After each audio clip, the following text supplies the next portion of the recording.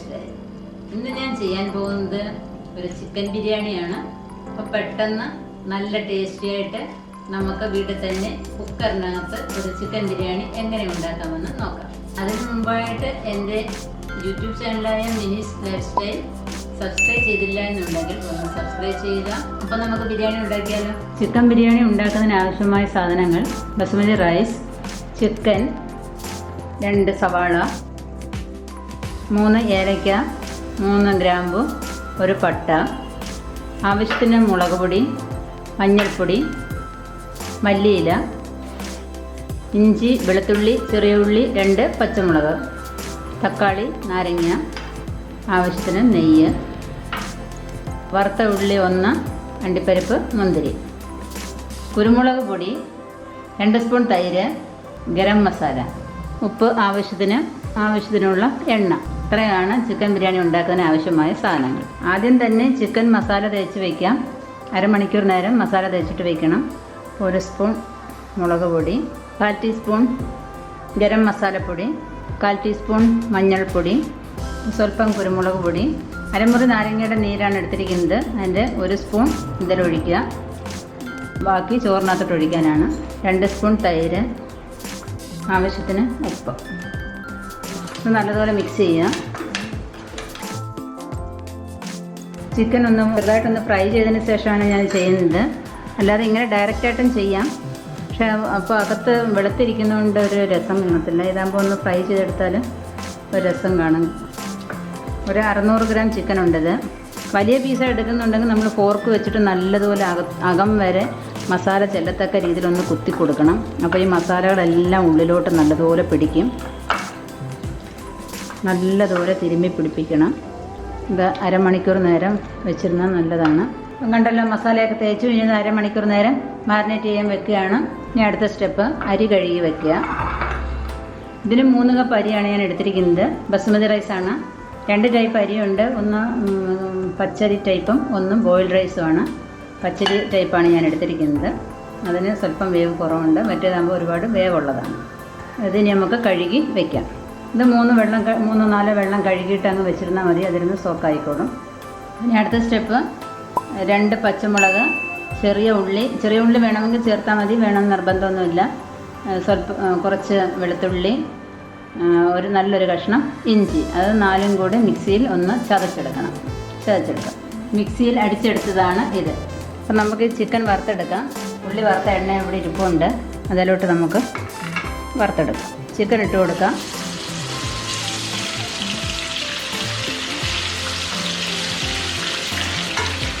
രണ്ട് പ്രാവശ്യമായിട്ട് ഇട്ട് കൊടുത്താൽ മതി. ഒരുപാട് ഡീപ്പായിട്ട് ഫ്രൈ ചെയ്യേണ്ട. ഈ മസാല എല്ലാം അതിലൊന്ന് പിടിക്കാൻ വേണ്ടിയിട്ടാണ് നമ്മൾ ഫ്രൈ ചെയ്യുന്നത്. ആ സമയം കൊണ്ട് നമുക്ക് കുക്കറും അടച്ച് വെച്ച് ഉള്ളിയൊക്കെ വഴറ്റാം. 2 സ്പൂൺ നെയ്യ് കുക്കറിലോട്ട് ഒഴിക്കുക. സ്വല്പം എണ്ണയും കൂടെ ഒഴിച്ചതിന് ശേഷം ചതച്ച് വെച്ചിരിക്കുന്ന ഇഞ്ചിയും വെളുത്തുള്ളി പച്ചമുളകും ഈ ഗ്രാമ്പു 3 ഏലയ്ക്ക പട്ടയും കൂടെ ഇതിൻ്റെ കൂടെ ഇട്ട് വഴറ്റണം. ആദ്യമേ തന്നെ വഴറ്റേണ്ടതായിരുന്നു, വിട്ടുപോയി. ആ എണ്ണയിലൂടെ ഇട്ട് വഴറ്റണം. അത് എല്ലാം കൂടെ കിടന്ന് വഴട്ടെ. ചിക്കൻ ഒന്ന് തിരിച്ചിട്ട് കൊടുക്കുക.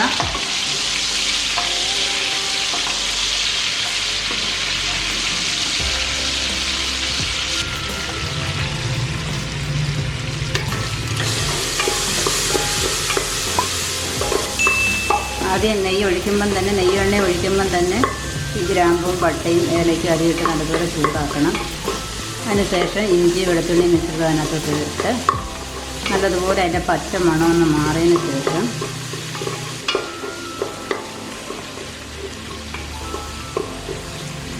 ഏകദേശം ഒരു മണം വരുന്നുണ്ട്.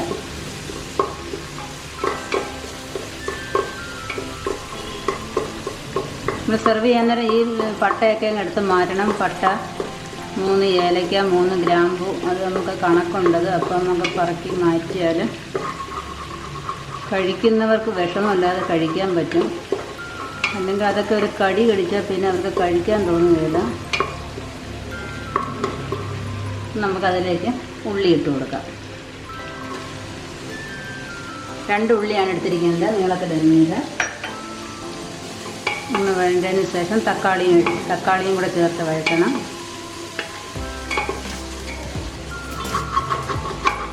രണ്ടും കൂടെ ഒരുമിച്ച് ചെയ്യാൻ പറ്റിയതാണെങ്കിൽ ഓരോന്നോരോന്ന് ചെയ്താൽ മതി. ചിലപ്പം രണ്ടിടവും ചിലപ്പം കണ്ണ് പറ്റിയെന്ന് വരത്തില്ല.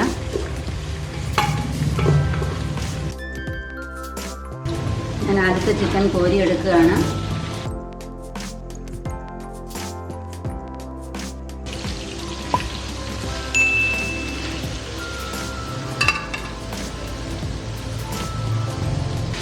ഒന്ന് വെന്തതിന് ശേഷം നമ്മൾ ഇതിൽ വേണ്ടുന്ന വെള്ളം നമ്മൾ തിളപ്പിച്ച് വയ്ക്കണം.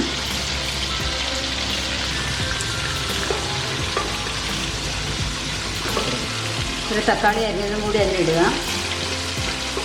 സ്വല്പം ഉപ്പും കൂടെ ചേർത്താൽ പെട്ടെന്ന് വാടി കിട്ടും. ഇടയ്ക്കിടയ്ക്ക് ചിക്കനും കൂടെ ശ്രദ്ധിച്ചോണം. ഒന്ന് വാടട്ടെ. നമുക്ക് ചിക്കനും നോക്കാം. ചിക്കൻ തിരിച്ചിട്ട് കൊടുക്കാം. വീട്ടിലെ എരിവ് കുറവ് മതിയുണ്ടെങ്കിൽ കുറച്ച് എരിവ് ചേർത്താൽ മതി. നല്ലതുപോലെ വാടി വരണം. ചൂടൊന്ന് വാടിയതിന് ശേഷം ഇതിനകത്ത് സ്വല്പം മുളക് പൊടി, മസാലപ്പൊടി, മഞ്ഞൾപ്പൊടി എല്ലാം കൂടെ ചേർത്ത് കൊടുക്കണം. ഒന്നുകൂടെ വാടട്ടെ. എണ്ണ കുറവാണെന്നുണ്ടെങ്കിൽ നമ്മൾ ചിക്കൻ വറക്കുന്ന സ്വല്പം എണ്ണനകത്ത് യൂസ് ചെയ്യുന്നൊരു കുഴപ്പമില്ല. നല്ലൊരു മണമായിരിക്കും. എപ്പോഴും വേറെ എണ്ണ ഇട്ട് ഒഴിക്കേണ്ട കാര്യമില്ല. അപ്പോൾ ഈ ചിക്കനും കോരിയെടുക്കാം.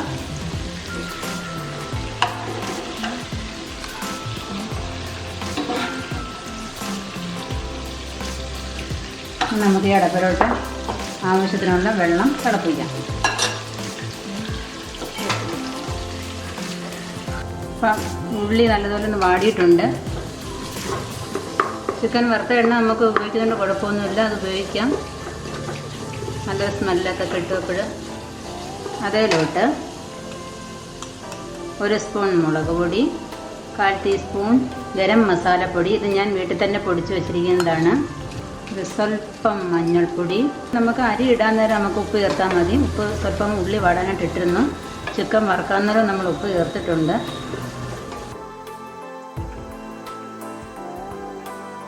നമ്മുടെ ഉള്ളിയും തക്കാളിയും എല്ലാം നല്ലതുപോലെ വഴണ്ട് വന്നിട്ടുണ്ട്.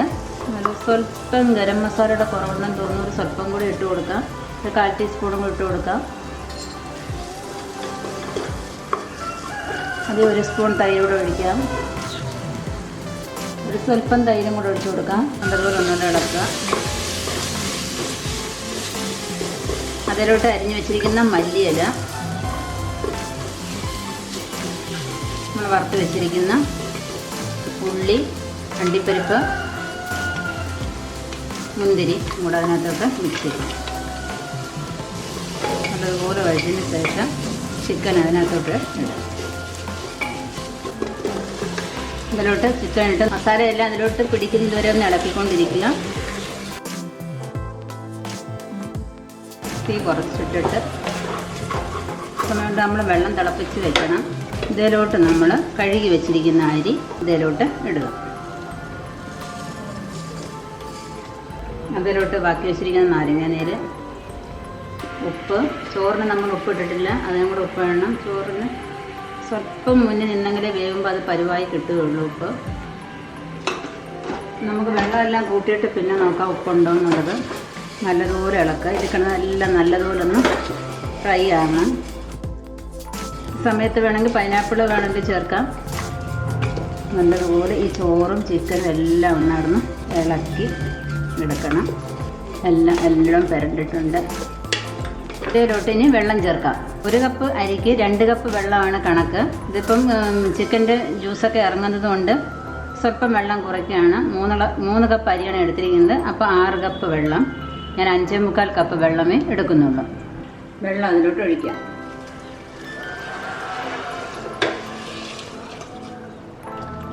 ഇനി നല്ലതുപോലെ ഒന്നുകൂടെ മിക്സ് ചെയ്യാം.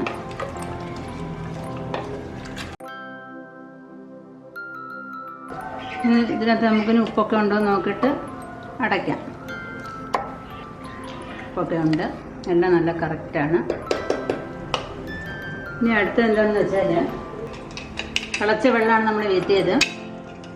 കുക്കറിൻ്റെ വെയിറ്റ് മാറ്റിയതിന് ശേഷം കുക്കർ അടയ്ക്കുക. തീ നല്ലതുപോലെ കൂട്ടിയിടുക. നല്ലതുപോലെ ആവി മേലോട്ട് വരുമ്പോൾ തീ കുറയ്ക്കണം. എന്നിട്ടൊരു 7 വെയിറ്റും ഇട്ട് കൊടുത്തിട്ട് 7 മിനിറ്റ് സിമ്മിൽ വെച്ചേക്കണം. ഒന്നുകൂടെ പറയാം, നല്ലതുപോലെ ആവി മുകളിലോട്ട് വന്നതിന് ശേഷം തീ കുറച്ചിടുക, അതിനുശേഷം വെയിറ്റ് ഇട്ട് കൊടുക്കുക, അതിനുശേഷം തീ കുറച്ചിട്ട് 7 മിനിറ്റ് നേരം ഗ്യാസ് വെച്ചിരുന്നാൽ ചിക്കൻ ബിരിയാണി റെഡി. അപ്പം നല്ലതുപോലെ ആവി മുകളിലോട്ട് വരുന്നുണ്ട്. തീ കുറച്ചിടുക, വെയിറ്റ് ഇട്ട് കൊടുക്കുക. കറക്റ്റ് 7 മിനിറ്റ് ഇരിക്കാവും. അതിനുശേഷം ഗ്യാസ് ഓഫ് ചെയ്യണം. മനസ്സിലായില്ല എല്ലാവർക്കും? ആവി നല്ലതുപോലെ പോയതിന് ശേഷം തീ ഗ്യാസ് സിമ്മിലിടുക, അതിനുശേഷം വെയിറ്റ് ഇടുക. 7 മിനിറ്റ് നേരം ഗ്യാസ് സിമ്മിൽ തന്നെ വെച്ചേക്കണം. അതിനുശേഷം ഓഫ് ചെയ്യുക. തണുത്തതിന് ശേഷം തുറക്കുക. 7 മിനിറ്റായി, നമുക്ക് ഗ്യാസ് ഓഫ് ചെയ്യാം. സ്വല്പം തണുത്തതിന് ശേഷം നമുക്ക് തുറക്കാം. സ്റ്റീമെല്ലാം പോയിട്ടുണ്ട്. ഇനി നമുക്ക് തുറന്ന് നോക്കാം.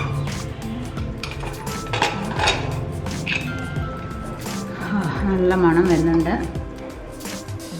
നമ്മളൊരു ഫോർക്ക് വെച്ച് നമുക്ക് പയ്യെ ഒന്ന് ഇളക്കി ഇട്ട് കൊടുക്കാം.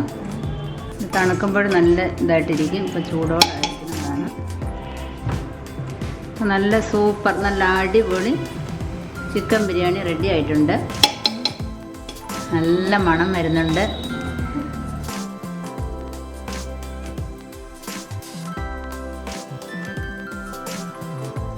ഇതിൻ്റെ കൂടെ നല്ലൊരു സലാഡും കൂടെ ഉണ്ട്.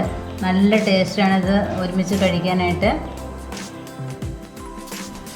അപ്പം കണ്ടല്ലോ, എത്ര പെട്ടെന്ന് നമ്മുടെ ചിക്കൻ ബിരിയാണി റെഡി ആയിട്ടുണ്ട്. ആർക്കും ചെയ്യാവുന്നതാണ്. വളരെ ഈസി മെത്തേഡാണ് ഇത് ഉണ്ടാക്കാനായിട്ട്. വളരെ ടേസ്റ്റിയാണ്. നിങ്ങൾ പല രൂപത്തിലും ഉണ്ടാക്കിയിട്ടുണ്ടെന്ന് എനിക്കറിയാം. പക്ഷേങ്കിൽ ഇങ്ങനെയൊന്ന് നിങ്ങൾ ചെയ്ത് നോക്കൂ, നല്ല ടേസ്റ്റാണ്. തീർച്ചയായിട്ടും നിങ്ങൾ ചെയ്ത് നോക്കുമെന്ന് വിശ്വസിക്കുന്നു. നിങ്ങൾ ചെയ്തിട്ട് ഒന്ന് ലൈക്ക് ചെയ്യുക, കൂട്ടുകാരുമായിട്ടൊക്കെ ഒന്ന് ഷെയർ ചെയ്യുക. സബ്സ്ക്രൈബ് ചെയ്യാത്തവരൊക്കെ ഒന്ന് സബ്സ്ക്രൈബ് ചെയ്യണം. സബ്സ്ക്രൈബ് ചെയ്യുമ്പോൾ ഒരു ബെല്ലൈക്കൺ വരും. ബെല്ലൈക്കൺ ക്ലിക്ക് ചെയ്യുമ്പോൾ നിങ്ങൾക്ക് ഞാൻ ചെയ്യുന്നതിൻ്റെയൊക്കെ ഒരു നോട്ടിഫിക്കേഷൻ വരുന്നതായിരിക്കും. അതുപോലെ തന്നെ എൻ്റെ ഫേസ്ബുക്ക് പേജായ മിനിസ് ലൈഫ് സ്റ്റൈലും കൂടി ഒന്ന് ലൈക്ക് ചെയ്ത് വിടുക. നന്ദി, നമസ്കാരം.